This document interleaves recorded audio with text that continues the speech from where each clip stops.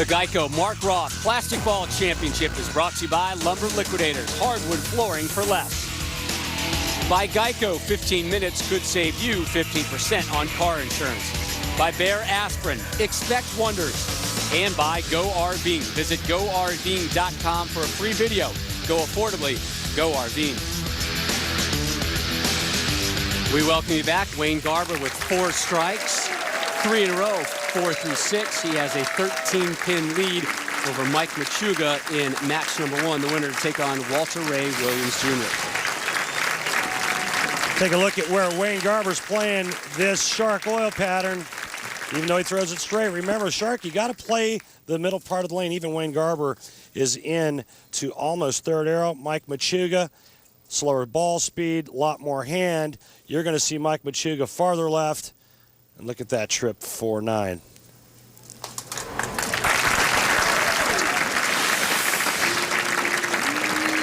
Machuga, last tour title came November 16th of 08. He won the Chameleon Championship, and he did it as a 5 seed. He's trying to run the ladder again today to get another title.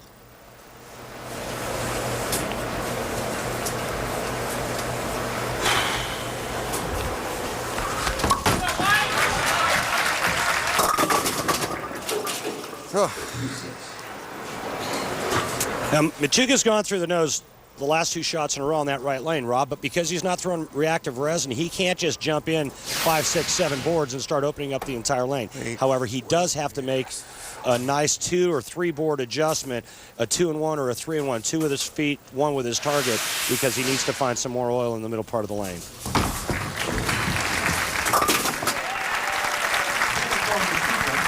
Let's take one more look at the Cats comparison and some updated numbers.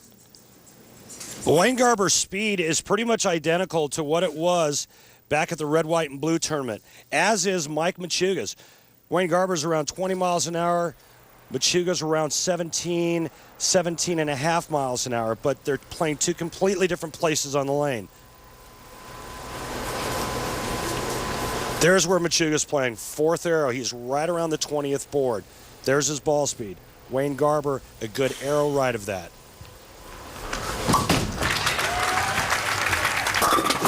Hint through the nose, but he does not pay the price. Just enough of a inside angle to get it in there. Just a pinch heavy, but again, a nice trip 4-pin, and that, again, that's that subtleness of ball reaction down the lane. I'll tell you what, when you're right-handed, this is a righty's best friend. When you go a little bit high, look at that trip 4. Actually, trip 4-7 there late.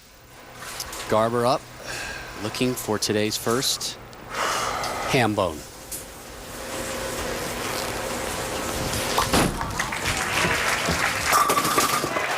Ham bone!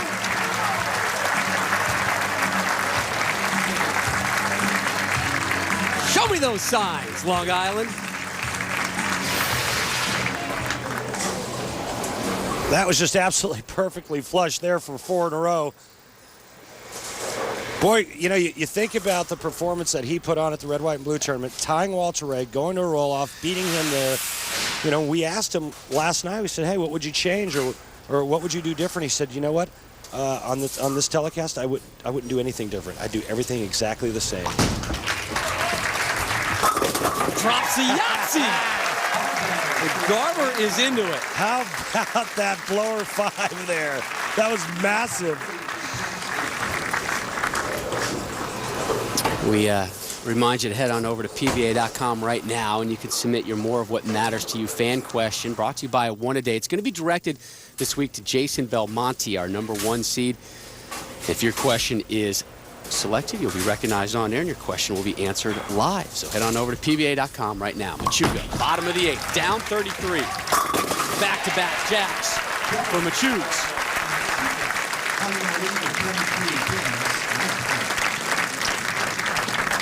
See the adjustment he made right there. Machuga moved in just a little bit and pumped that speed up just a hair, but it may have been a frame too late, because if he had made the adjustment in the 6th frame, that would have been a 4-bagger.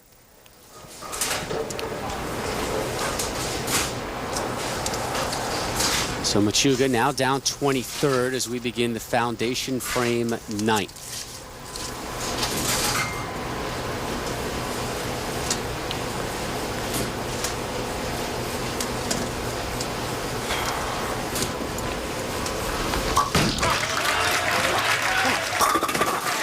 Gotcha. His first three-bagger. Asked Machuga yesterday, did you trademark the Machuga flop? Look at that. The extension, the air, and the key is with the ball in his hand. Now, there's been some challengers to his throw. Chris Paul. See, now that's just kind of a hip slide. That was weak. Yeah. So I said, he didn't even have a ball in his hand. Well, I said, who had the better slide? You or Chris Paul? I said, my God, of course it was me. He didn't even do it with the ball. Machuga really showing me some athleticism on the springs there with the flop. Garber in the ninth, looking to crack open the six-pack, and he does. Remember, we talked about high scores at the Open. You're seeing just that. Wayne Garber, 6 in a row now. He's in the 240s, can strike out for 269. But here's the biggie. He needs a mark here in the 10th frame. He needs good count and a mark, and he'll shut out Mike Machuga. The best Mike Machuga can shoot is 246.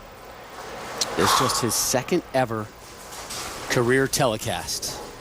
The first coming in December in Wichita, where he finished second to Mike Scroggins, who's third on the Player of the Year points list. Garber in the 10th. There's the strike. That's a pretty good kind of mark when you need one, especially when you're on 6 in a row. That's a 7-bagger, isn't it, Rod? It is. Guess what? If he gets one more, guess what it is? An 8-bagger? No, an octomom. Oh, no. Sled flame is pretty open. That is wonderful. Are you okay with that? Yeah, let it fly. Wayne Garber's going to move on to bowl. Guess who? Walter Ray Williams Jr., and they have some history this season. Absolutely.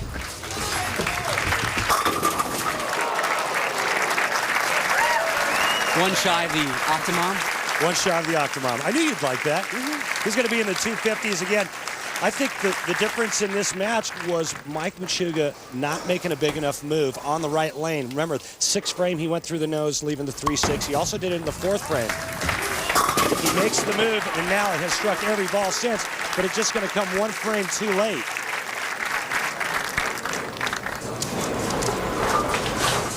You see Machuga kind of speeding things up for us now that Garber has this one in hand. So Garber will move on to take on your number 3 seed, Walter Ray Williams Jr. And a pretty strong performance by Wayne Garber. 258 strikes, 4 through 10.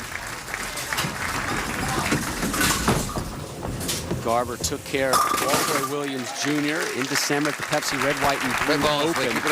They were tied at 237. The first one-ball roll-off, they tied 10-10. The second one, Garber won it 9-7. So Garber versus WRWJ, who's making his way to the lanes as we speak when we return with match number 2. Thanks, guys. So Garber advances 258 to 245. Up next, Walter Ray Williams Jr. And when we return, Randy sits down with that man, the legendary Mark Roth. This is the PBA on ESPN.